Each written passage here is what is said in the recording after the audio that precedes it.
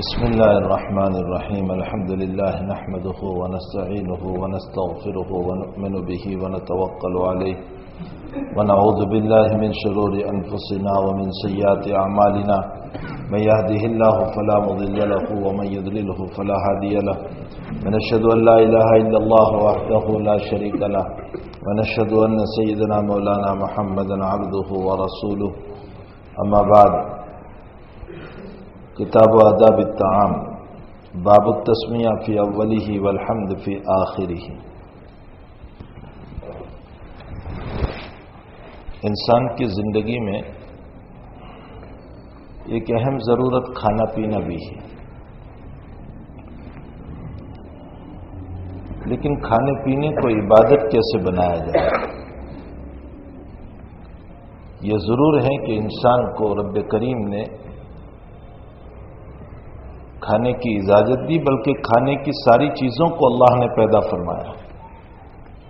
اس کو ضرورت تھی غلے کی تو غلہ پیدا کیا، اس کو ضرورت تھی پھل فروٹ کی تو اللہ تعالیٰ نے پھل فروٹ پیدا کیے، اس کو ضرورت تھی پانی کی تو رب کریم نے اسے پانی عطا کیا۔ یہ چاہتا ہے کہ میں گوشت کھاؤں تو اللہ تعالیٰ نے اس کے لیے کچھ جانوروں کو حلال کر دیا۔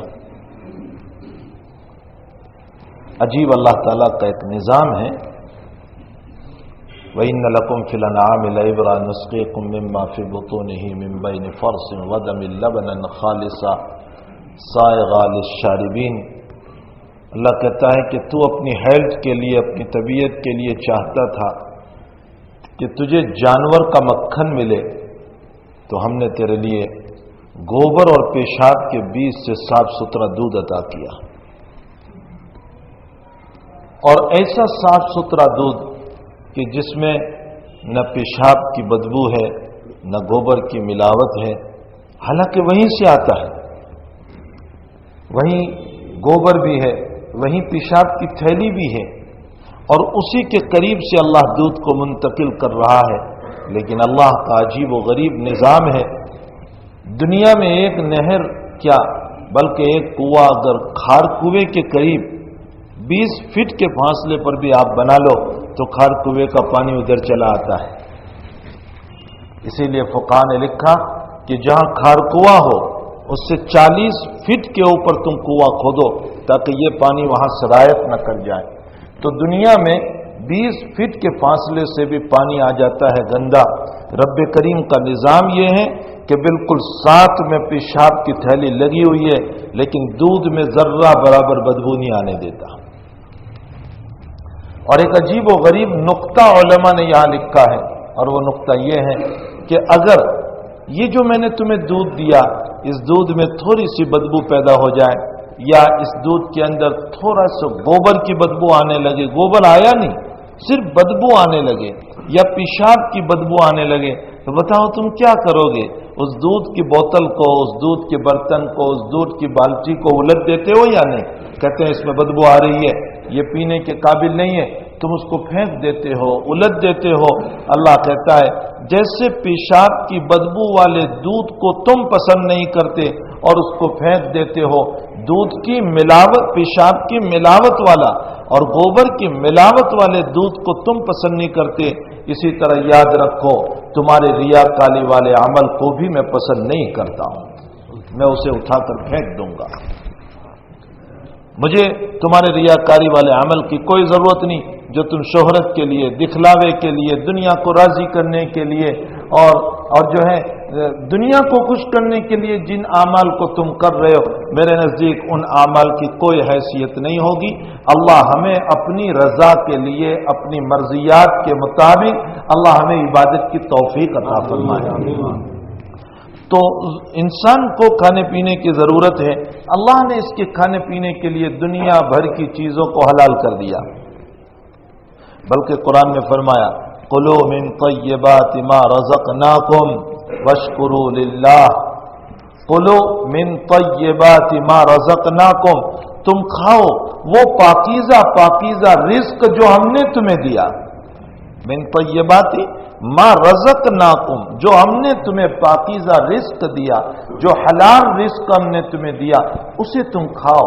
واشکروا للہ، اور اللہ کا شکر ادا کرو، رب کریم کا تم شکر ادا کرو۔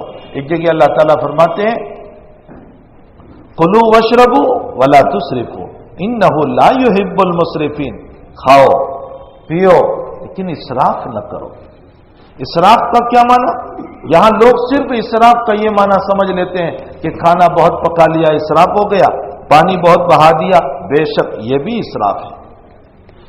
اسراف کا ایک معنی یہاں مفسرین نے یہ بھی بیان فرمایا کہ کھاؤ پیو لیکن اطراحت اور غرور اور تکبر کے ساتھ نہیں، یہ بھی اسراف ہے۔ تم یہ سوچ کر نہ کھاؤ میرے جیسا کون کھاتا ہوگا، میرے جیسا کس کو ملتا ہوگا، ارے دیکھو میرے لیے نعمتیں، اپنے دسترخوان کو لوگوں کو دکھائے پھرتے ہو۔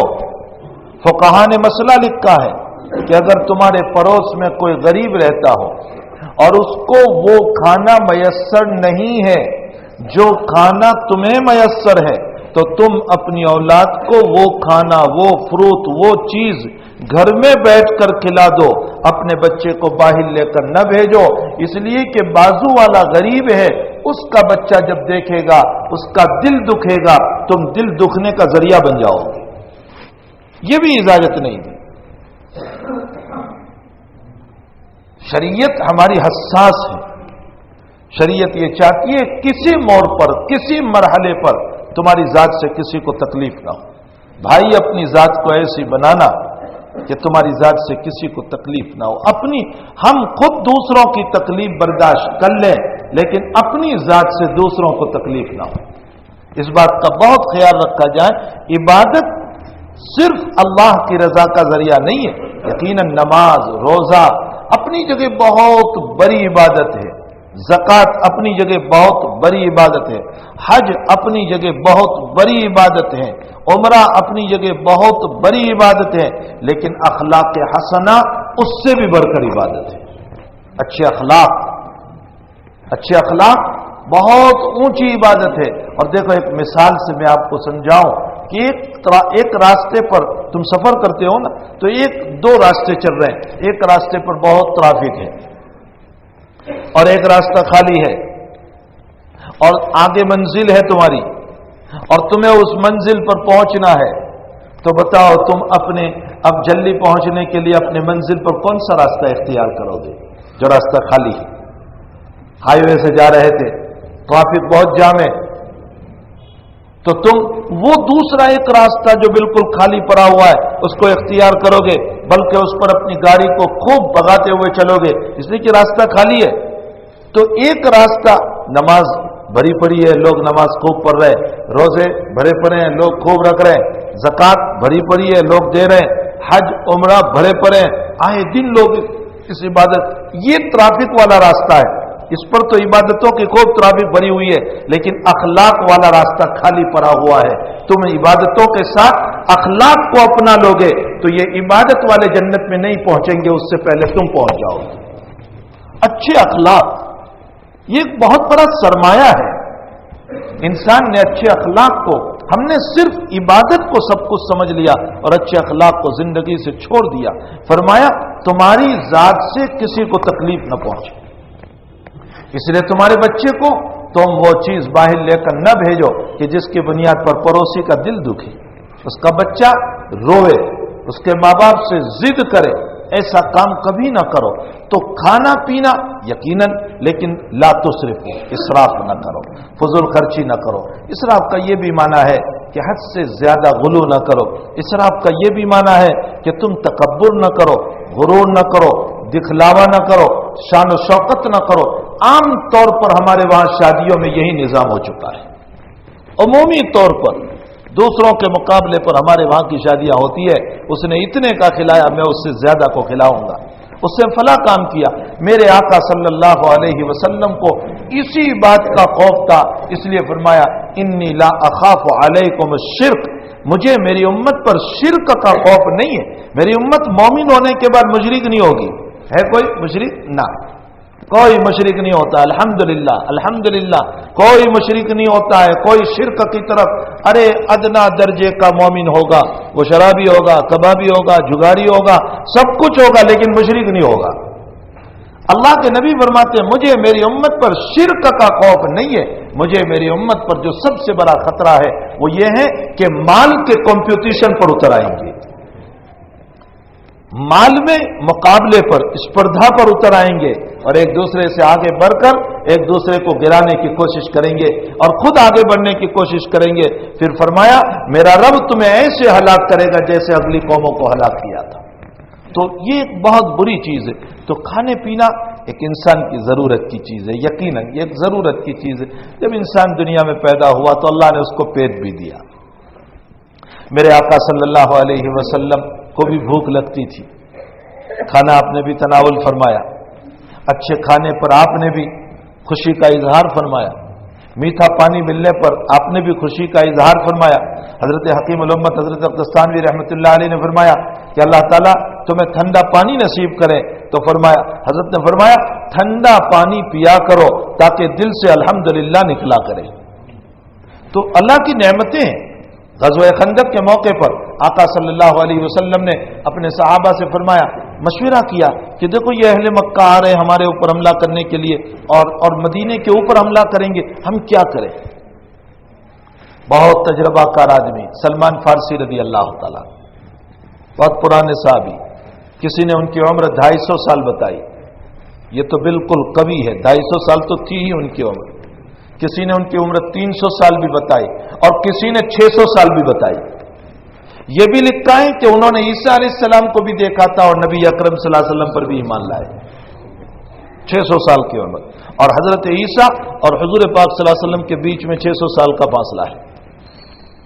انہوں نے مشورہ دیا کہ یا رسول اللہ، ہم نے اپنے فارس میں اپنے ایران میں دیکھا کہ جب مقابلے کی طاقت نہ ہو تو خندق کھودتے تھے، کھائی جس کو ہم بولتے ہیں، بڑی کھائی۔ نبی کو یہ مشورہ بہت پسند آیا، حضرت نے فرمایا کہ اچھا، صحابہ کے درمیان تقسیم کر دیا۔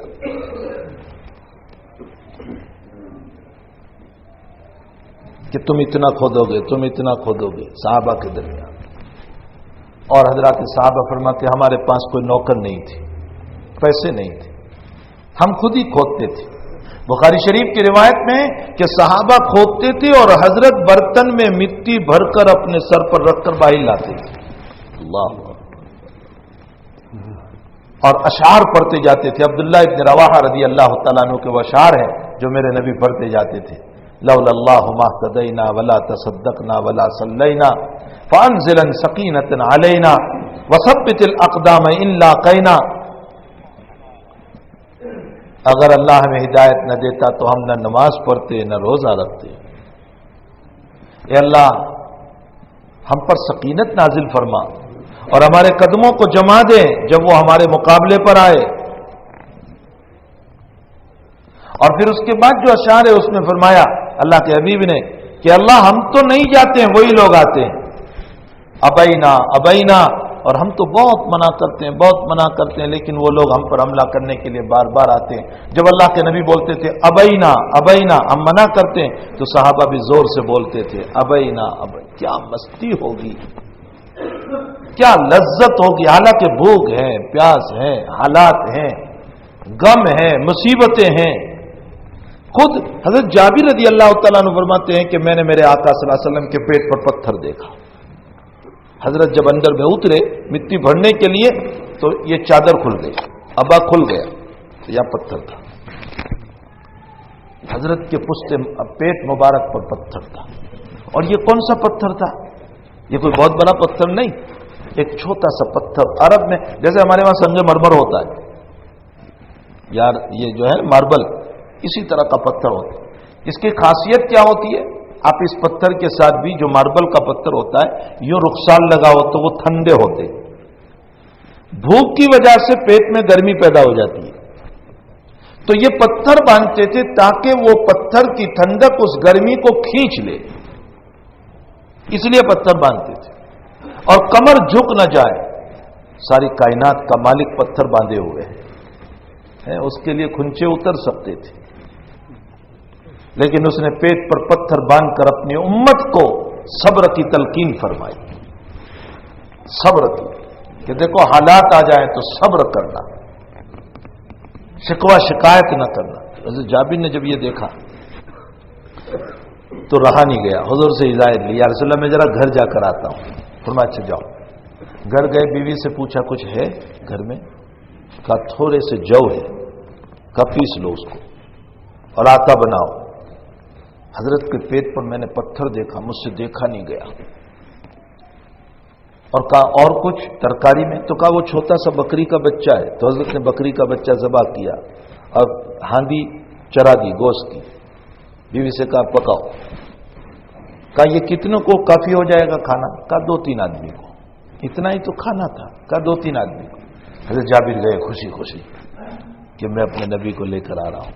حضرت سے فرمایا یا رسول اللہ آپ چلیے اور آپ کے ساتھ 2-3 آدمیوں کو اور لے لیجیے، اتنا سا کھانا ہے۔ فرمایا اچھا اتنا کھانا ہے؟ حضرت نے اعلان فرمایا سارے صحابہ چلو جابر کی دعوت ہے۔ حضرت جابر کے پاؤں نیچے سے زمین نکل گئی کہ اللہ اکبر، ہوگا کیا، اتنا سا کھانا ہے، حضرت سب کو لے کر آ رہے ہیں۔ حضرت نے فرمایا تم جاؤ، بیوی سے کہنا کہ وہ آٹا جو ہے گوندا ہوا اس کو کپڑے میں رکھ لے، اور میں آؤں گا تو میں اندر سے نکال کر دوں گا، اور تمہاری بیوی روٹی بنا کر رکھے، اور ہاندی سے گوشت میں نکالوں گا۔ حضرت جابر پہنچے، اپنی بیوی سے واقعہ بیان کیا کہ حضرت تو سب کو لے کر آ رہے ہیں۔ فرمایا تم نے بتا دیا تھا؟ فرمایا ہاں۔ تو حضرت نے کیا فرمایا؟ فرمایا حضرت نے یہ فرمایا سب چلو۔ فرمایا لازم، کوئی حرج نہیں جب حضرت کو بتا دیا ہے تو۔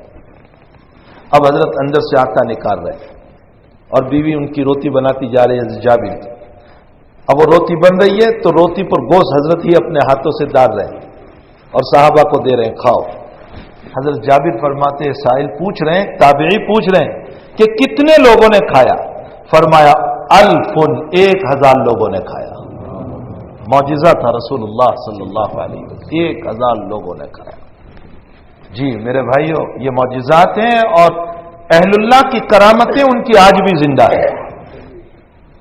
یا اولیاء اللہ کی کرامتیں ہیں، نبی علیہ السلام کا معجزہ ہے، اس لیے کہ اولیاء کے ہاتھ پر کرامت تب ظاہر ہوگی جب وہ سنت کا پابند ہو۔ اگر سنت کا پابند نہیں تو وہ دھگوسلے ہے، وہ جھوٹ ہے، وہ فریب ہے، وہ مکر ہے، وہ نظر بندی ہے۔ کرامات تبھی ظاہر ہوتی ہے۔ حضرت چاند شاہ صاحب رحمۃ اللہ علیہ بہت بڑے یو پی میں ولی اللہ گزرے، عالم نہیں تھی، ایک پروفیسر صاحب، بیوی اچھی نہیں ہو رہی، کسی نے کہا جاؤ چاند شاہ سے پانی پھونکوا لو، تو ان کو یقین نہیں آ رہا تھا، لیکن جب بہت اصرار ہوا تو گئے۔ حضرت نے پانی پر کر پھونک دیا، وہ لے کر چلے اور راستے میں الٹ دیا، اور دل میں یہ تھا کہ میں دوسرا پانی بھر کر لے جاؤں گا اور یہ پانی یہیں پھینک دیتا ہوں پھونک والا۔ میں آپ کو کرامت بتانا چاہتا ہوں، کرامات حق ہے، اور کہا اگر دوسرا پانی بھر کے جاؤں اور پھر بھی بیوی کو صحت ہو جائے تو میں سمجھوں گا کہ یہ سب دھگوسلے ہیں، جھوٹی بات ہے۔ اس نے جیسے ہی زمین پر پانی ڈالا، پھونکا ہوا، اسی وقت وہاں گھاس اگ نکلا۔ تب یقین آیا کہ پھونکے ہوئے پانی پر فوراً گھاس نکل سکتا ہے تو اللہ شفا کیوں نہیں دے سکتا؟ کرامات اولیاء حق ہے، اہل سنت والجماعت کا عقیدہ ہے یہ، اور وہ ولی کی کرامت ہے اور نبی اکرم صلی اللہ علیہ وسلم کا معجزہ ہے۔ تو حضرت نبی علیہ السلام نے پیٹ پر پتھر بھی باندھے، بھوک آپ کو بھی لگتی تھی، کھانے کا تقاضا آپ کو بھی ہوتا تھا۔ بہت مشہور روایت ہے، بہت مشہور، کہ ابو بکر صدیق مسجد نبوی میں پہنچے، عمر پہنچے اور حضور بھی نکلے۔ حضرت نے فرمایا کیسے آ گئے صبح صبح؟ فرمایا ہم کو بھوک نے نکالا، کھانا نہیں تھا ہمارے پاس، بھوکے تھے ہم، اس لیے ہم نکلے۔ تو حضرت نے فرمایا مجھے بھی بھوک ہی نے نکالا ہے، میرے گھر میں بھی کھانا نہیں ہے۔ اب تینوں نکلے اور ایک صحابی کے باغ میں گئے اور صحابی نے مہمان نوازی کی کھجوروں سے، تو حضرت کو بھی بھوک تو لگتی تھی، یہ طبیعی چیز ہے، ظاہر سی بات ہے کہ اس بھوک کو جب پیٹ ہے تو کھانے کی ضرورت ہے، کھانا پینا ضرورت کی چیزیں ہیں۔ بیمار پڑ جائیں علاج نبی اکرم صلی اللہ علیہ وسلم نے خود فرمایا علاج کرو، اللہ کے حبیب نے فرمایا کہ علاج کرو، تداوؤ، دوا کراؤ۔ توکل یہ نہیں ہے کہ بیمار پڑے اور کوئی سبب اختیار نہ کرے اور یہ کہیں کہ اللہ شفا دے دے گا، یہ توکل تو ابو بکر پر ختم ہو گیا۔ امت کو یہ کہا گیا تداواؤ، دوا کرو، اسباب اختیار کرو۔ ایک صحابی رضی اللہ تعالیٰ عنہ بیمار پڑے، حضرت نے فرمایا تم دوا کیوں نہیں کرتی؟ حضرت نے دوا کی تلقین فرمائی۔ معلوم یہ ہوتا ہے کہ دوا کرنا یہ جو ہے اسباب ہے، ایمان دوا پر نہ ہو، اللہ کی ذات پر سارے علاج و معالجہ کرو اور یوں کہو شفا دینے والی ذات اللہ ہی کی ہے، وہ چاہے شفا دے اور وہ چاہے اٹھا لے۔ تو اللہ کے حبیب پاک صلی اللہ تعالی علیہ وسلم کے بعد میں بھی آیا کہ حضرت بھی بیمار رہتے تھے، مرض الوفات میں حضرت کو بھی دوا پلائی گئی۔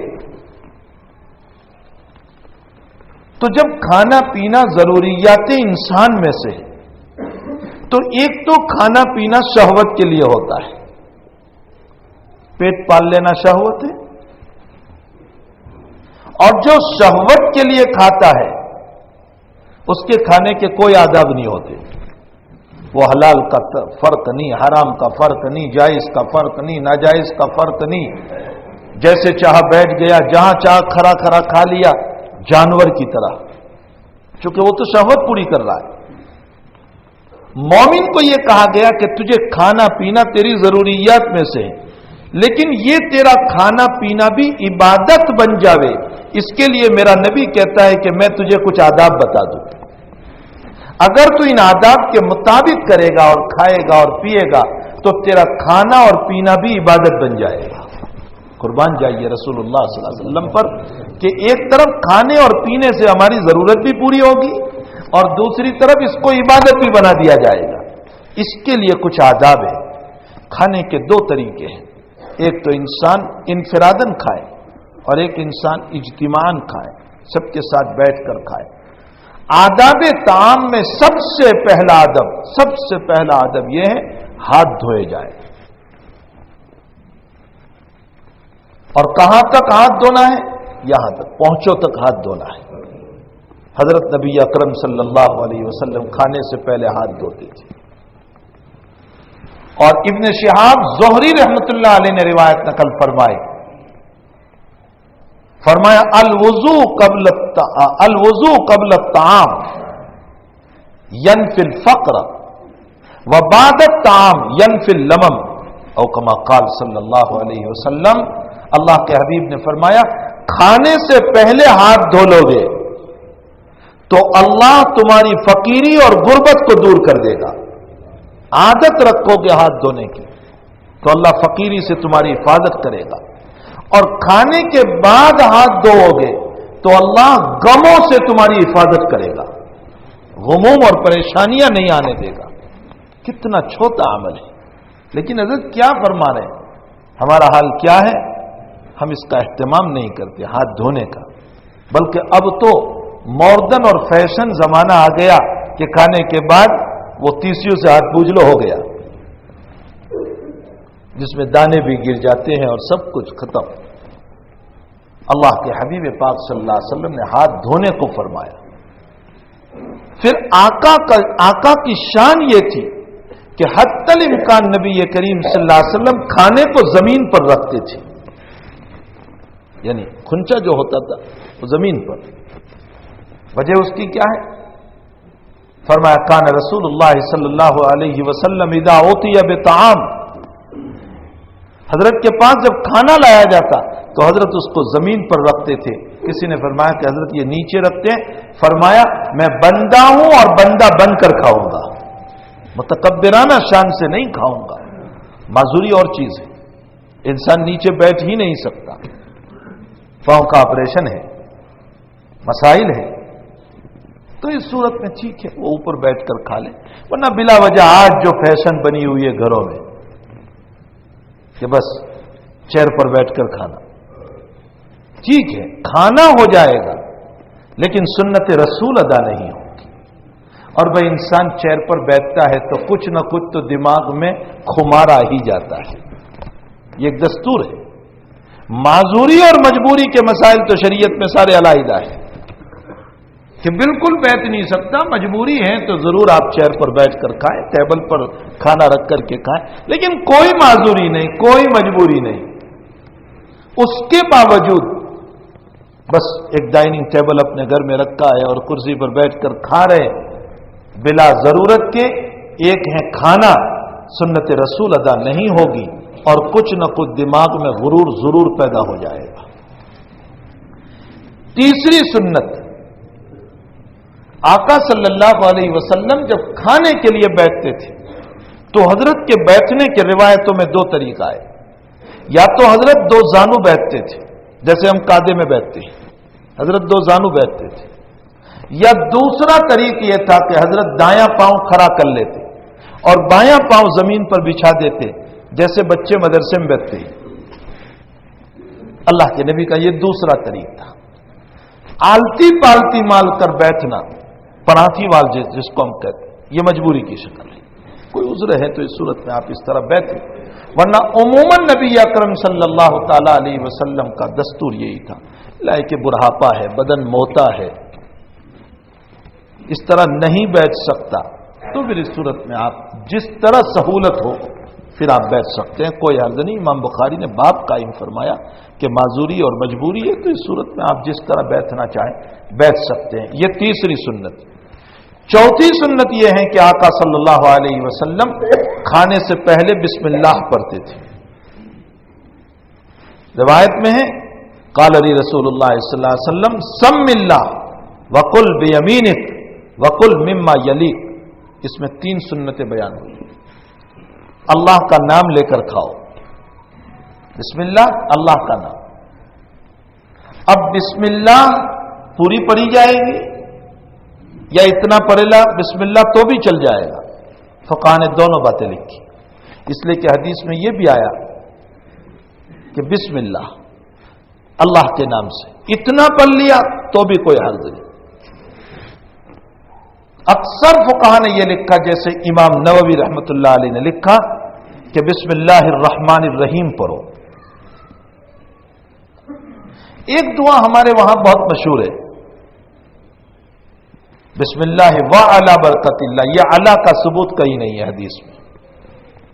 بسم اللہ و برکت اللہ یعنی اللہ کے نام سے اور اللہ کی برکت کے اوپر، یہ تو ہے، لیکن وہ علی برکت اللہ، لیکن ہمارا حال یہ ہے کہ مکتب میں بھی جو دعائیں چلتی رہتی ہے ویسے ہی پڑھاتے رہتے ہیں، اس کی طرف کوئی توجہ نہیں کرتے۔ تو صرف بسم اللہ پڑھ لو تو بھی کافی، پورا بسم اللہ الرحمن الرحیم پڑھو تو بہت افضل، اور اگر بسم اللہ و برکت اللہ پڑھ لو تو بھی کوئی حرج نہیں۔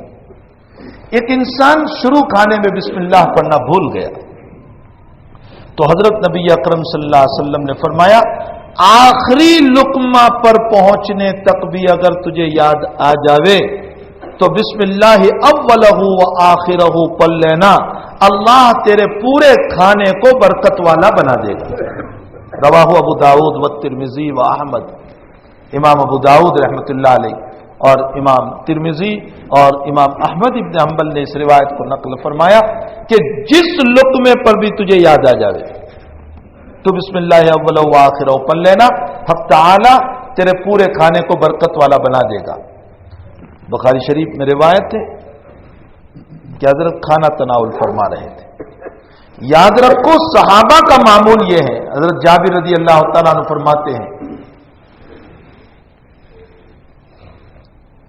کہ جب انسان بسم اللہ پڑھ کر شروع کرتا ہے تو شیطان کہتا ہے اپنے چیلوں چمچوں سے یہاں نہ جاؤ، ہمارا کوئی حصہ نہیں، اس نے بسم اللہ پڑھا ہے۔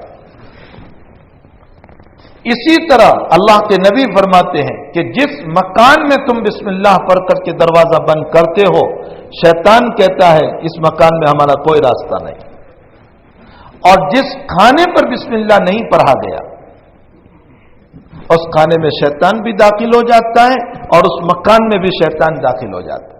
حضرت جابر فرماتے ہیں کہ ہم جب حضرت کے ساتھ کھانے بیٹھتے تھے تو فرمایا کہ جب تک حضرت شروع نہیں فرماتے تھے ہم نہیں کھاتے تھے، اس لیے کہ حضرت پہلے بسم اللہ پڑھتے تھے تاکہ شیطان بھاگ جائے۔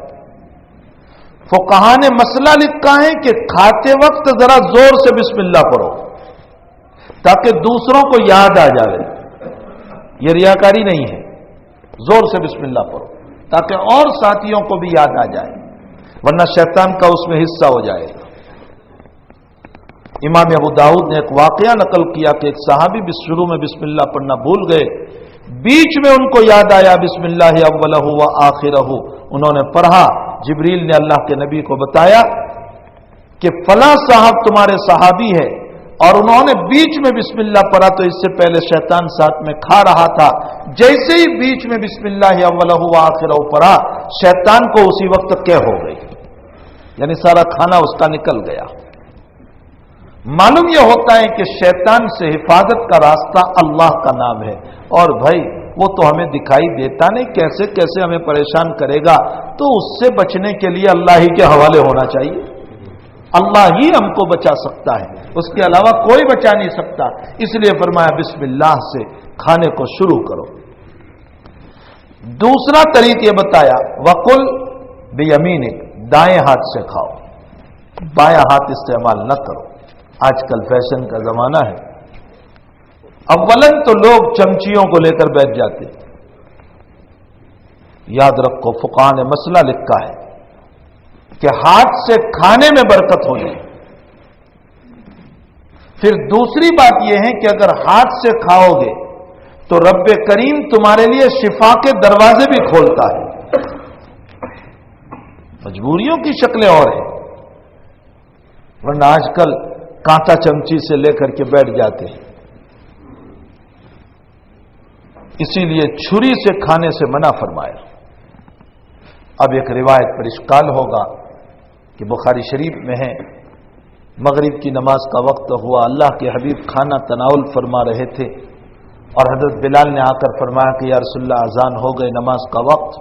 حضرت نے چھری پھینکی اور کلی کی اور کھانے کے لیے نماز کے لیے چل پڑے۔ معلوم ہوتا ہے حضرت چھری لے کر کھا رہے تھے۔ علماء نے مسئلہ لکھا ہے کہ اگر گوشت گلا ہوا نہ ہو، سخت ہو، یا بہت بڑا ٹکڑا ہے، چونکہ عربوں میں ایسے چھوٹے چھوٹے ہماری طرح تکلف والے گوشت نہیں پکتے تھے، وہاں تو پورے پورے بکرے بناتے تھے، تو گوشت گلا ہوا نہ ہو، سخت ہو اور بڑا ٹکڑا ہو، تب تو چھری کاٹنے کے لیے ضرورت پڑے گی، حضرت نے اس کے لیے چھری استعمال فرمائی، ورنہ گوشت گلا ہوا ہے اور چھوٹے چھوٹے ٹکڑے ہیں تو اس صورت میں پھر چھری وغیرہ کو استعمال نہیں کرنا چاہیے۔ یہیں سے فقہاء نے مسئلہ لکھا کہ مثلا کہیں آپ مہمان گئے اور کھانا کھا رہے تھے اور آپ کے ہاتھ کھانے میں ملوث ہی ہے اور اسی میں فروٹ آ گیا تو ہاتھ ہی سے کھا لو، ویسے بھی ہاتھ تو ہمارے ملوث ہے ہی، دھونے ہی ہے، تو پھر ہاتھ سے ہی فروٹ کھاؤ۔ ہاں الا ہی کہ آپ نے کھا لیا، ہاتھ دھو لیے، اب دھونے کے بعد دوبارہ دھونے کے لیے جانا یہ ایک مستقل تکلف ہے، ادھر گھر والوں کو بھی تکلیف ہوگی، تو اس صورت میں ہاتھ دھونے نہ پڑے، اس لیے اگر آپ نے کانٹا چمچی کو استعمال کر لیا تو ٹھیک ہے، ورنہ کھانے بیٹھے ہیں اور ہاتھ ملوث ہیں تو تکلف کر کے کانٹا چمچی سے نہیں کھانا چاہیے۔ ہے بات چھوٹی چھوٹی، لیکن میرا نبی خوش ہو جائے گا، اور اگر اس طریقے پر ہم کھائیں گے جو آج کل کے طریقے ہیں تو ناچنے والے خود خوش ہوں گے، ایکٹرز خوش ہوں گے، دنیا والے خوش ہوں گے، اور اگر طریقہ نبوی پر ہم کھانا کھائیں گے تو ہمارا کھانا عبادت بن جائے گا، نبی اکرم صلی اللہ علیہ وسلم ہم سے راضی ہو جائیں گے اور آپ کی رضا ہمارے لیے جنت میں جانے کا ذریعہ بن جائے گی۔ تو ایک سنت یہ ہوئی کہ اگر شروع میں بسم اللہ پڑھنا بھول گیا اور بیچ میں یاد آ گیا تو بسم اللہ اولہ و آخرہ پڑھ لیں، اور فرمایا کہ جب تم کھانے سے، اچھا امام نووی نے ایک مسئلہ، امام غزالی نے ایک مسئلہ اور لکھا ہے، امام غزالی رحمت اللہ علیہ فرماتے ہیں ہر لقمے پر بسم اللہ پڑھو تو بہت ہی اچھا ہے، ہر لقمے پر بسم اللہ، کیوں؟ کان رسول اللہ صلی اللہ علیہ وسلم یذکر اللہ فی کل احیانہ، اللہ کے نبی ہر وقت اپنے اللہ کو یاد کرتے تھے، لقمہ اٹھایا کھایا، پھر اٹھانے سے پہلے بسم اللہ، یہ بار بار بسم اللہ پڑھو گے تو اس صورت میں ہر وقت آپ ذکر میں رہو گے اور اللہ کتنا خوش ہو جائے گا، ہمارا کیا بگڑ جائے، کوئی پیسے دینے پڑیں گے، لیکن مشکل اس لیے ہے کہ عادت نہیں، ہمیں مشکل اس لیے پڑ رہی ہے کہ ہمیں عادت نہیں۔ پھر امام غزالی نے ایک مسئلہ اور لکھا. امام غزالی فرماتے ہیں، ترمذی شریف کی روایت میں ہے کہ اپنے پیٹ کو 3 حصوں میں تقسیم کرو. ایک حصہ کھانے کے لیے، 1/3، 1/3، ایک حصہ پینے کے لیے 1/3، اور ایک حصہ خالی رکھو.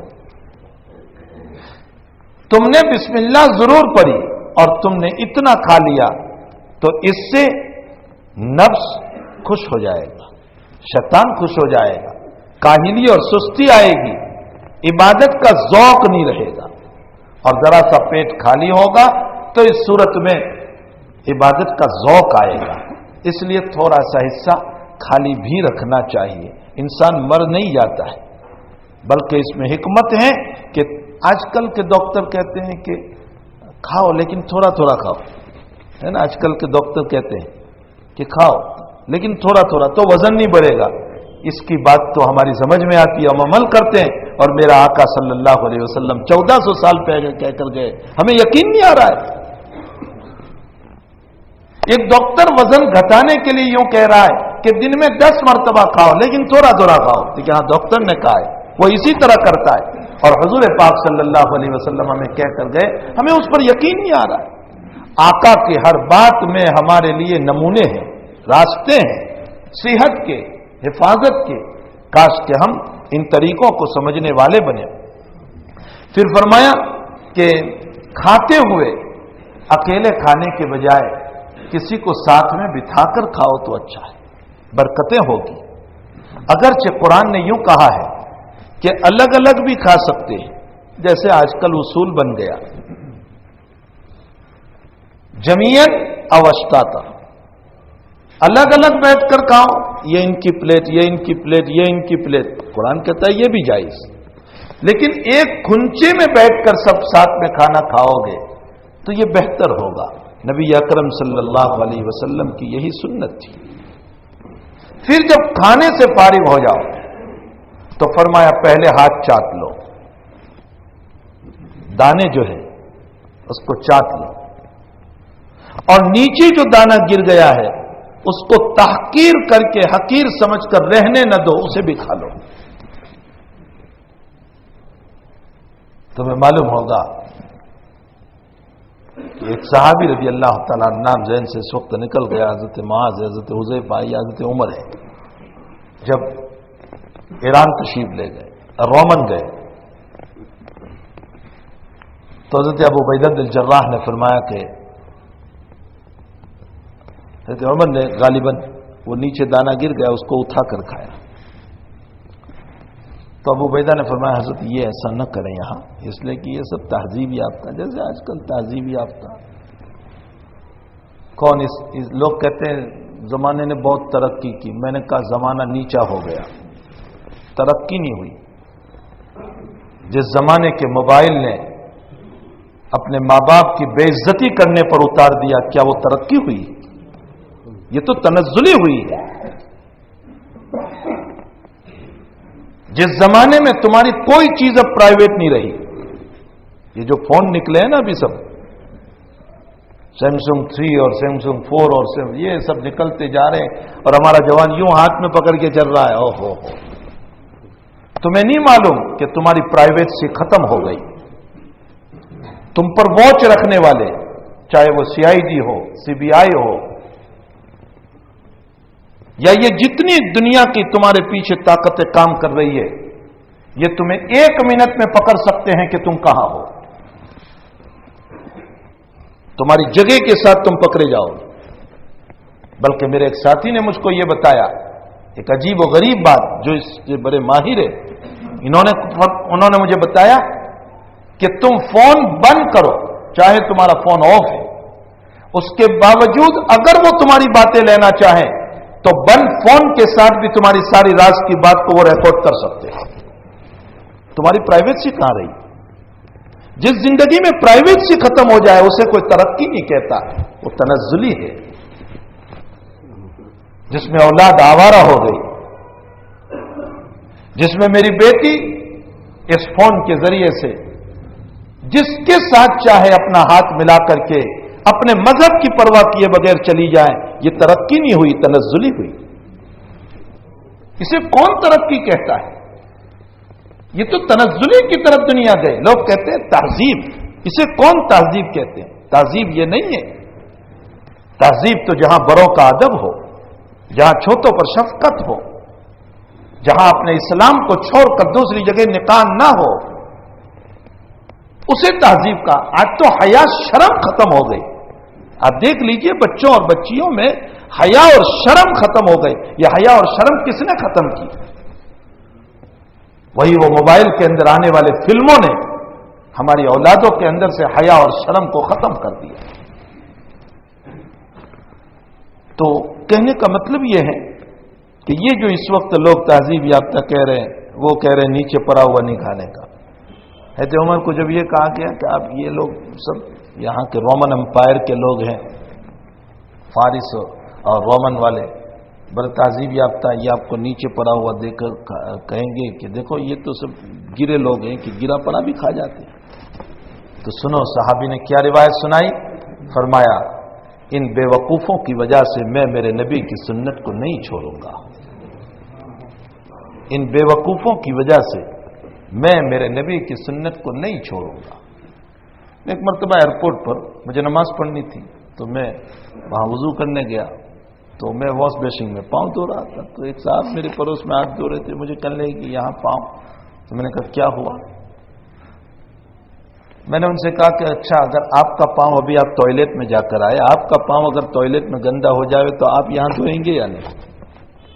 تو میں نے کہا مجھے نماز پڑھنی ہے اور میرا پاؤں اگرچہ صاف ہے، لیکن اللہ اور بھگوان کی نظر میں میرا پاؤں صاف نہیں ہے، اس لیے مجھے اس کو پیارا بنانے کے لیے دھونا ہے۔ بس وہ خاموش ہو گیا۔ تم ظاہری گندگی کو دھوتے ہو، ہمیں باطنی گندگی کو اس میں سے دھونا ہے، اور اس کے لیے ہم وضو کرتے ہیں۔ تو فرمایا کہ صحابی نے کہ میں ان بیوقوفوں کی وجہ سے میرے نبی کی سنت کو نہیں چھوڑوں گا۔ تو یہ سنت ہے۔ پھر بخاری شریف میں روایت ہے کہ اپنی انگلیوں کو چاٹ لو یا اپنی اولادوں سے چتوا لو، یہ بھی حدیث میں حضور نے فرمایا، اپنی اولادوں سے چتواؤ۔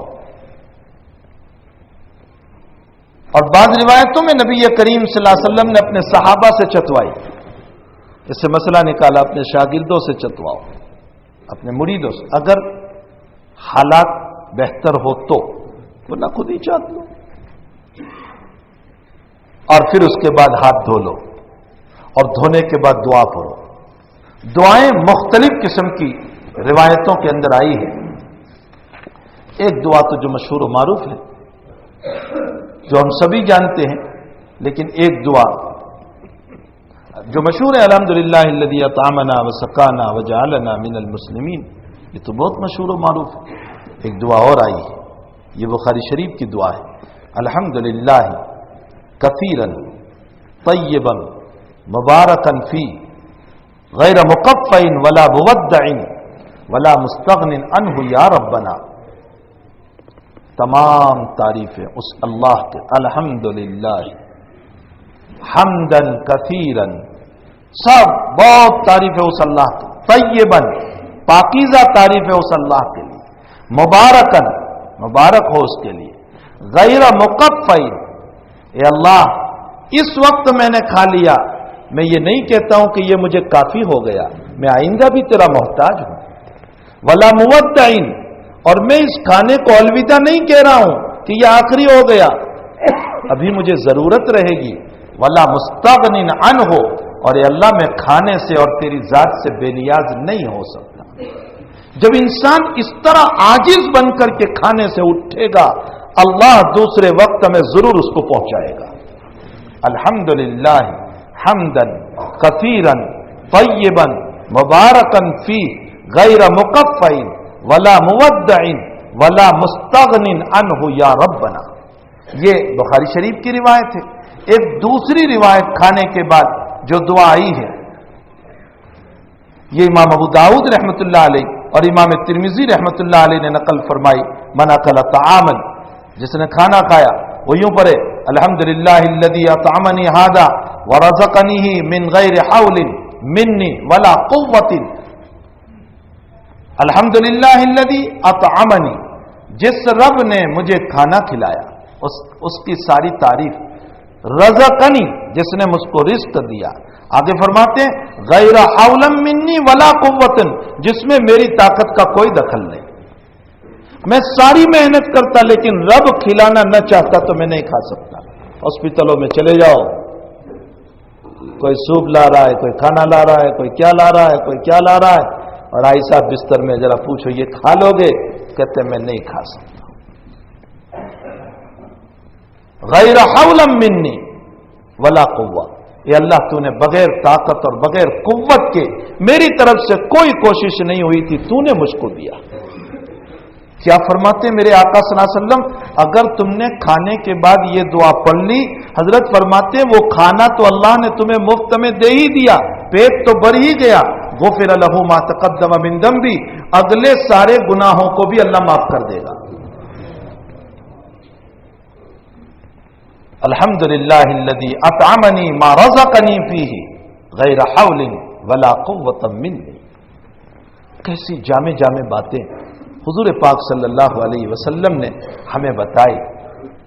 سنت میں سے، کھانے کی سنتوں میں سے ایک سنت یہ بھی ہے کہ انسان کھانے میں عیب نہ نکالے، عیب نہ نکالے، چاہے کیسا ہی کھانا ہو، عیب نہ نکالے۔ اچھا لگے کھا لے، نہیں اچھا لگے چھوڑ دے۔ حضور پاک صلی اللہ علیہ وسلم کی صفت بیان فرمائی، ما عاب رسول اللہ صلی اللہ تعالی علیہ وسلم طعاما قط ان اشتہاہ اکلہ وان کریہ ترکہ۔ حضرت نے کبھی پوری زندگی ابو ہریرہ رضی اللہ تعالیٰ عنہ فرماتے کھانے میں عیب نہیں نکالی۔ حالانکہ وہاں کھانے کا حال کیا تھا، میں ایک واقعہ آپ کو بیان کروں۔ خندق کے موقع پر صحابہ کے پاس کھانا کچھ نہیں تھا، تو بہت پرانی چربی تھی بدبودار، اس چربی کو پگھلاتے آگ پر، گرم کرتے تیل کی طرح، اور اس میں جو ڈال دیتے، جواری نہیں، جو چھوٹے چھوٹے ہوتے، جو ڈال دیتے اور اس کو گرم کر لیتے۔ حضرت جابر فرماتے ہیں کہ ہم اس کو کھاتے تھے۔ فرمایا کہ بدبو کی وجہ سے حلق سے نیچے نہیں اترتا تھا، لیکن ایسے لقموں کے باوجود اللہ کے حبیب نے کھانے میں کبھی عیب نہیں نکالا۔ اللہ ہمیں کیسا کیسا کھلاتا ہے، کبھی نمک کا عیب نکال رہے ہیں کہ اس میں نمک کم ہے، کبھی تیل کا عیب نکال رہے اس میں تیل کم ہے، کبھی فلاں کا عیب نکال رہے، فلاں کا عیب نکال رہے۔ اللہ کتنا ناراض ہوتا ہوگا کہ میں تجھے وقت پر بہترین کھانا کھلا رہا ہوں اور تو ہے کہ میرے کھانے میں عیب نکال رہا ہے۔ ہمیں چاہیے کہ اس سے بہت پرہیز کرے، بہت، اور پھر انہی عیبوں کی وجہ سے اپنی بیوی پر ظلم، کہ بیوی نے ایسا پکایا اور ایسا پکایا، اس پر ظلم، یاد رکھو یہ بہت غلط طریق ہے۔ ذات اقدس صلی اللہ تعالی علیہ وسلم کا یہ طریقہ نہیں تھا۔ پھر اللہ کے حبیب کے گھر میں تو کوئی خاص کھانا ہوتا بھی نہیں تھا۔ اللہ کے حبیب نے ایک مرتبہ ارشاد فرمایا، عن جابر رضی اللہ تعالیٰ عنہ ان النبی صلی اللہ علیہ وسلم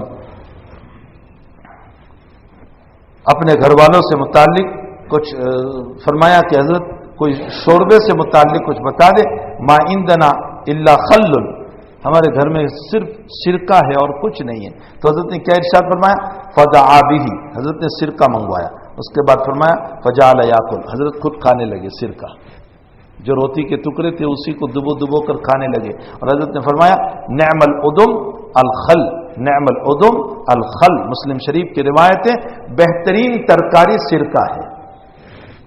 علماء نے لکھا ہے کہ سرکے کی وجہ سے انسان کا بلغمی مادہ باہر نکل جاتا ہے، بلغم جو ہوتا ہے وہ سرکے کی وجہ سے باہر نکل جاتا ہے، اور بھی سرکے کے بہت سارے فوائد، بلکہ ایک روایت میں حضور پاک صلی اللہ علیہ وسلم نے یوں فرمایا کہ تمام انبیاء نے بہترین ترکاری سرکے کو قرار دی۔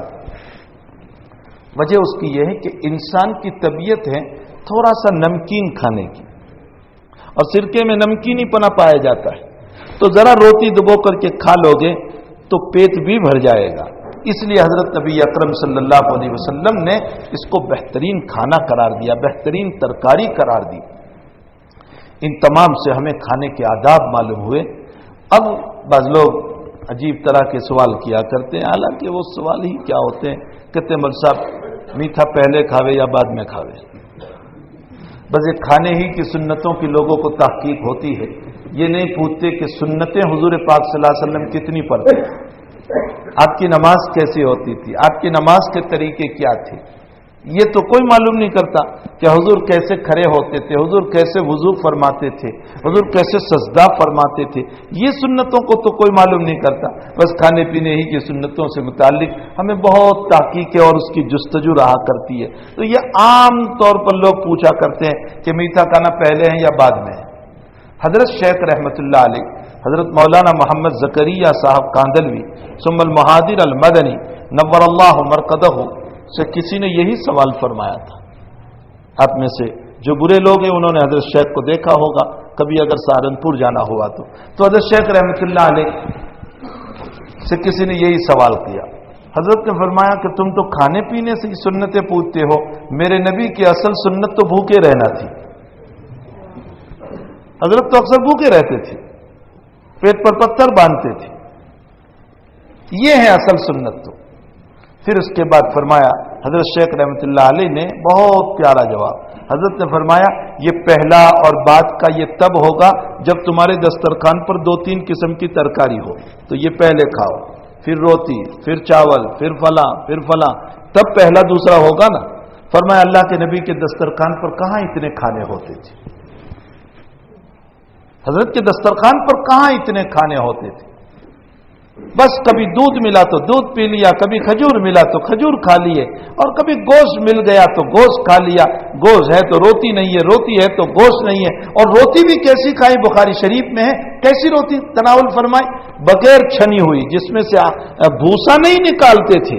بھوسا نکالنے کا اس زمانے میں کیا طریقہ تھا، یوں برتن میں رکھتے اور اوپر سے یوں پھونک مار دیتے تھے، تو اس سے کوئی سارا بھوسا تھوڑا ہی نکل جاتا ہے، بس اوپر کا موتا نکل جاتا ہوگا۔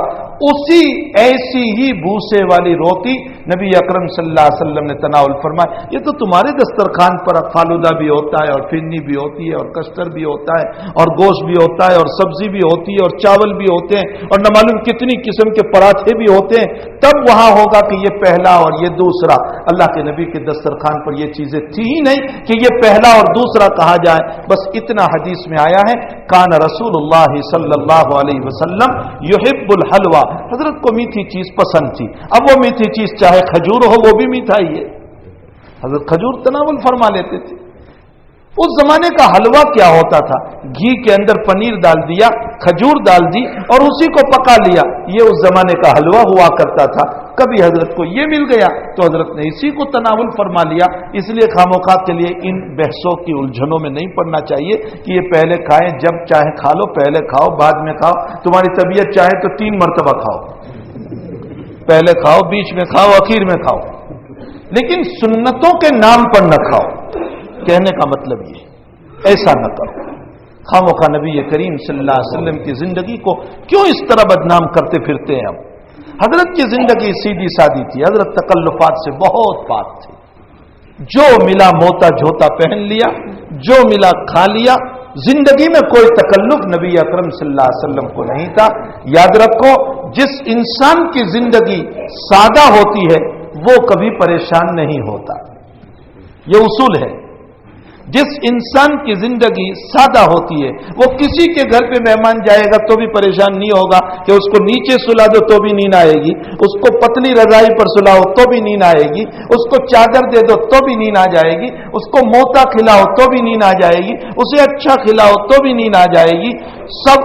اور جس نے اپنی زندگی کو تکلف والی بنائی کہ اونچا گدا ہونا چاہیے اور ساتھ میں مچھردانی بھی ہونی چاہیے اور فلاں بھی ہونا چاہیے، ظاہر سی بات ہے کہ جس نے تکلف والی زندگی بنائی ہے اس کی زندگیوں میں اسے پریشانیاں ہی اٹھانی پڑے گی۔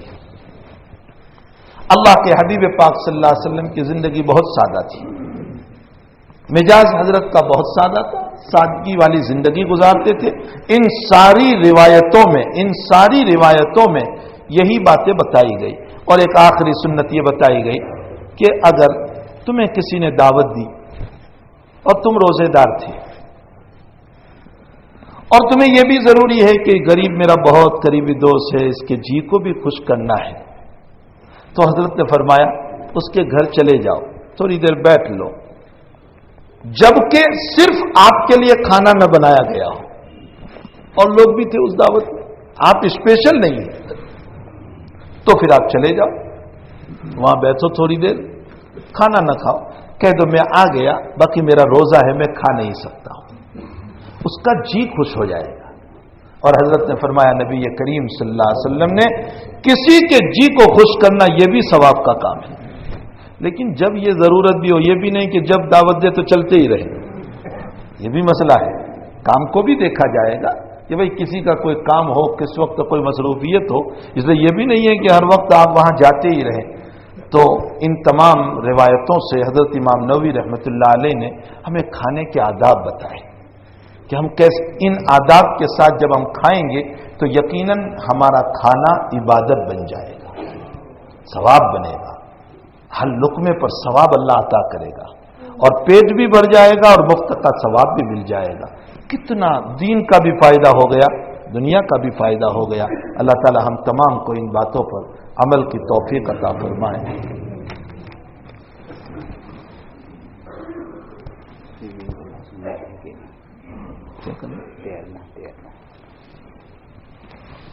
جہاں تک تیرنے کا مسئلہ ہے، یقیناً نبی اکرم صلی اللہ علیہ وسلم سے روایت نقل ہے کہ حضرت اپنے بچپنے میں جب مدینہ شریف جاتے تھے تو حضرت ابو ہریرہ کی روایت ہے، ابو ہریرہ سے ایک مرتبہ حضرت نے فرمایا مدینہ آنے کے بعد کہ میں بچپن میں اپنی ماں کے ساتھ مدینہ آتا تھا تو میں اس تالاب میں تیرا کرتا تھا۔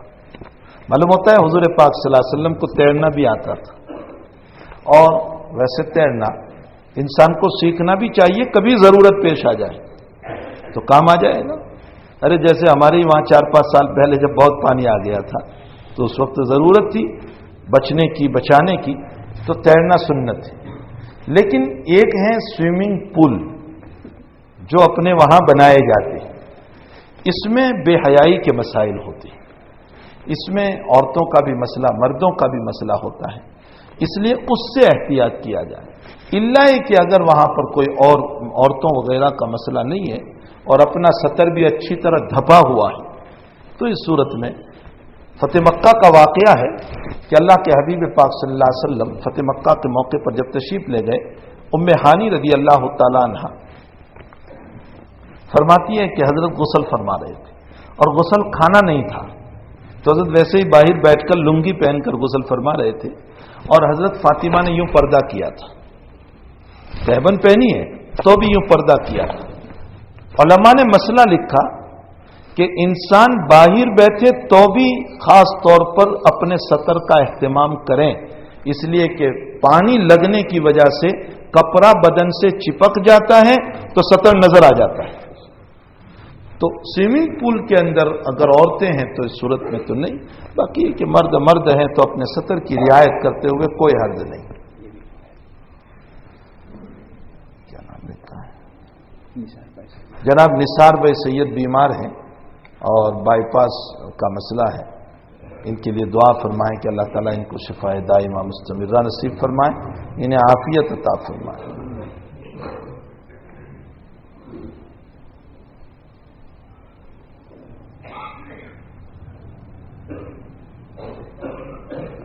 جی یہ 8 سال کی بیٹی ہے، وہ بھی بیچاری بیمار ہے، اللہ تعالیٰ اس کو بھی شفاء دائمہ مستمرہ عطا فرمائے۔ اور ہمارے یہ ذوالقب بھائی جو ہیں یہاں، ذوالفق بھائی، انہوں نے بھی بتایا کہ ان کی ساس کا انتقال ہو گیا ہے کینیڈا میں، کل پرسوں ہی، اللہ تعالیٰ مرحومہ کی بھی بال بال مغفرت فرمائے۔ میرے والد صاحب بھی جمعہ کو اللہ کے پیارے ہو گئے ہیں، اللہ تعالیٰ ان کی بھی مغفرت فرمائے، ان کے درجات کو بلند فرمائے۔ بڑے صابرانہ زندگی تھی اور عربی تیسرے تک پڑھے ہوئے تھے، تو بڑی نصیحتیں، مرنا تو سبھی کو ہوتا ہے، جب اللہ کا نبی نہیں رہا تو کیا ہمارا باپ رہے گا اور ہماری ماں رہے گی، بلکہ ہم بھی نہیں رہیں گے۔ غم اس کا نہیں ہوتا ہے کہ یہ مر گئے، غم اس کا ہوتا ہے کہ ان کی نصیحتوں سے اور ان کی دعاؤں سے محتاج ہو گئے، غم اس کا ہوتا ہے اپنے مرحومین کے جانے سے خاص کر کے۔ اس لیے آپ کو بھی میں کہتا ہوں جس کے ماں باپ ہو وہ اپنے ماں باپ کی قدر کریں، وہ ماں باپ ہوتے ہیں کہ جب بیٹا گھر سے نکلتا ہے تو باپ کہتا ہے بیٹا تم کب واپس آؤ گے، تم بیٹا کب آؤ گے واپس. وہ پیار بھرے جملے جب کہہ دیتا ہے نا تو بچے کو تسلی ہو جاتی. ان جملوں سے ہم محروم ہو جاتے ہیں، ان شفقتوں والی نگاہوں سے ہم محروم ہو جاتے ہیں. پوری زندگی ہمیں یہی نصیحت کرتے رہے کہ بیٹا صابرانہ زندگی گزارنا، صابرانہ زندگی گزارنا. ان کی زندگی بھی صبر والی تھی. جب سے دعوت و تبلیغ میں لگے، دور دور بنگلہ دیش اور کہاں کہاں 4 مہینوں کی ترتیب میں چلے، لیکن کچھ ایسی علالت آ گئی جس کی بنیاد پر پھر جماعت میں جانا. تہجد کے بڑے پابند تھے لیکن اصل دروازے سے نہیں نکلتے تھے، پیچھے کے دروازے سے یوں گھوم کر جاتے تھے. تو ایک دن میں نے پوچھ لیا کہ ابا جی یہ سیدھے دروازے سے جانے کے بجائے آپ یوں پورا گھوم کر پیچھے سے جاتے ہیں.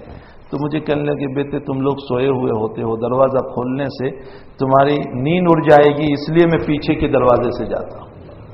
بڑی عجیب عجیب باتیں ان کی تھی جو اب یادیں آتی ہیں. ان کی دعائیں تھیں، شفقتیں تھیں. انہی کی دعاؤں کے صدقے میں، ان کی محنتوں کے صدقے میں میں اس قابل بنا کے 2-4 لفظ پڑھاؤں. انہی کی محنتوں کے صدقے میں. اور میں بلا مبالغہ باپ ہیں اس لیے نہیں کہتا، لیکن میں نے پوری زندگی دیکھی. تارک الدنیا انسان تھا. میرے بہت سارے بھائی یہاں نہیں، فورین میں اللہ تعالیٰ نے کافی رزق دے رکھا ہے، لیکن میرے والد نے کبھی یوں ہاتھ نہیں پھیلایا اپنی اولاد کے پاس بھی نہیں، کبھی نہیں. زندگی پوری ہو گئی. بس وہی صابرانہ زندگی جو اپنی کھیت کی 5 بیگھے کی انکم تھی اسی پر زندگی گزاری اور اسی حلال کمائی سے ہمیں پڑھایا. تو آج ان کی دعائیں، ان کی شفقتیں، ان کی عنایتیں، ان کے وہ کلمات، سب ان کی نصیحتیں اب یاد آتی ہیں. تو میں میرے جوانوں سے بھی نصیحت کرتا ہوں کہ پیارو، ماں باپ ہو ان کی ناقدری نہ کرو، ان کے سامنے نہ بولو، ان کو نہ ستاؤ. کل کو ان کی آنکھ بند ہو جائے گی، تم اتولے ہو جاؤ گے. تم کس سے مشورہ کرو گے؟ تم اپنے غم کی باتیں کس کے پاس لے جاؤ گے؟ یہی وہ دروازہ ہے کہ جہاں ہم غم کی باتیں لے جاتے ہیں اور ان کی دعا مل جاتی ہے، بڑی سے بڑی مصیبت میں سکون ہو جاتا ہے. یہ ماں باپ تو ہے ہی وہ چیز، یہ وہ چیز ہے. اللہ تعالیٰ تمام ہی مرحومین کی مغفرت فرمائے. تو بڑے صابرانہ زندگی میرے والد صاحب کی تھی، بہت ہی سکون والی زندگی. اور مجھے یاد نہیں کہ میں 25-26 سال سے فارغ ہوا، فراغت کے بعد مجھے زور سے کبھی کہا ہو، کبھی نہیں. یعنی اخلاق ایسے تھے. اور جب تک مسجد میں جاتے رہے، فجر کی اذان انہی کی تھی. ہمیشہ فجر کی اذان خود ہی دیتے تھے. ان کی ساری ادائیں اب یاد آتی ہے. میں جاتا تھا اور جب نکلتا تھا تو پوچھتے تھے بیٹا آپ کب آؤ گے؟ تو آج کون یہ جملے اب کہیں گے؟ اللہ تعالی ہم تمام کو اپنے والدین کی قدردانی کی توفیق عطا فرمائیں، اور جن کے انتقال ہو چکے ہیں اللہ ان سب کی قبروں کو نور سے منور فرمائیں، ان کے درجات کو بلند فرمائیں. دعا فرما لیجیے. اللہم صلی علی سیدنا حبیبنا شفیعنا سیدنا مولانا محمد وبارک وسلم. الحمد للہ رب العالمین والعاقبۃ للمتقین والصلاۃ والسلام علی سید الانبیاء والمرسلین وعلی آلہ وصحبہ اجمعین. اللہم اعنا علی ذکرک وشکرک وحسن عبادتک. اللہ گناہوں کو معاف فرما، اللہ قصوروں سے درگزر فرما، اللہ سیاکاریوں کو معافی عطا فرما، اللہ ہم سب کو حلال روزی عطا فرما، اللہ حرام سے ہماری حفاظت فرما، اللہ آپ کی رضا والے کام کرنے کی توفیق عطا فرما. اے اللہ ہم بھٹکے ہوئے راہی ہے.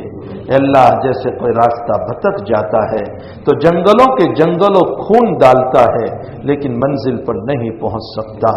اللہ ہم بھی اسی طرح بھٹک چکے ہیں. آپ ہمارا ہاتھ پکڑ لیجئے، ہماری مدد فرما دیجئے، ہماری دستگیری فرما دیجئے، ہمیں دین متین پر چلا دیجئے، ہمیں نبی کے طریقوں پر چلا دیجئے. اے اللہ تیرے حبیب نے کھانے پینے کے جو آداب بیان فرمائے، اللہ ہمیں اسی طرح کھانے پینے کی توفیق عطا فرما. اللہ تمام بیماروں کو شفا عطا فرما، تمام مرحومین کی مغفرت فرما. तमाम मकरूजों के कर्ज की अदायगी की सूरतें पैदा फरमा, परेशान हालों की परेशानियों को दूर फरमा, बेकसूर कैदो बन में है रिहाई नसीब फरमा, गलत मुकद्दमात में है नजात अता फरमा। अल्लाह इस मजमे की जायज तमन्नाओं को पूरी फरमा, सबकी हाजतों को पूरा फरमा। ए अल्लाह, तेरे हबीब की मोहब्बत में ये लोग दौरे दौरे आते हैं, तुझे तेरे नबी का वास्ता है। ए अल्लाह, सबके दिलों को दीन के लिए मुनव्वर फरमा दे। अल्लाह, सबके कुलूब में जला पैदा फरमा, नूर पैदा फरमा, रोशनी पैदा फरमा, तकवा तहारत और पाकीज़गी वाली जिंदगी अता फरमा। नापाक जिंदगियों से और गंदी जिंदगियों से अल्लाह हम सब की हिफाजत फरमा। अल्लाह, हमें भी अपनी जिंदगियां ठीक करने की तौफीक अता फरमा। कल को हमें भी इसी तरह उसी कब्रिस्तान में सोना है। अल्लाह, पाँव भी बांध दिए जाते हैं, हाथ भी बांध दिए जाते हैं, मुंह भी बांध दिया जाता है। अल्लाह, बेबसी के हाल में इस दुनिया से रुखसत होना है, बेबसी के हाल में इस दुनिया से रुखसत होना है। अल्लाह, उस मौत का इस्तेहज़ार नसीब फरमा। अल्लाह, ये ढेर सारी दौलत यहीं रह जाती है, ये मकान यहीं रह जाता है, ये जायदादें यहीं रह जाती है। मौला, उस छोटी सी कोठरी में जाकर के सो जाना है। अल्लाह, जो कीड़ों मकोड़ों का मकान है, जो कीड़ों का घर है, अल्लाह, 3 दिन में लाश फटती है, कीड़े खाते हैं, फिर उसको बड़े कीड़े खाते हैं, फिर उसको बड़े कीड़े खाते हैं, यहां तक कि कीड़े भी मिट्टी बन जाते हैं। ये हमारी जिंदगी की हकीकत है। हमें इबरत लेने की तौफीक अता फरमा, हमें इबरत लेने की तौफीक अता फरमा, हमें इबरत लेने की तौफीक अता फरमा। अल्लाह, हम सबको आपकी मर्जियात पर चला, आपकी नामर्जियात से हमारी हिफाजत फरमा, हमारी दुआओं को अपने फजलो करम से कबूल फरमा। सल्लल्लाहु अलैहि नबील करीम बिरहमतिक या अरहम।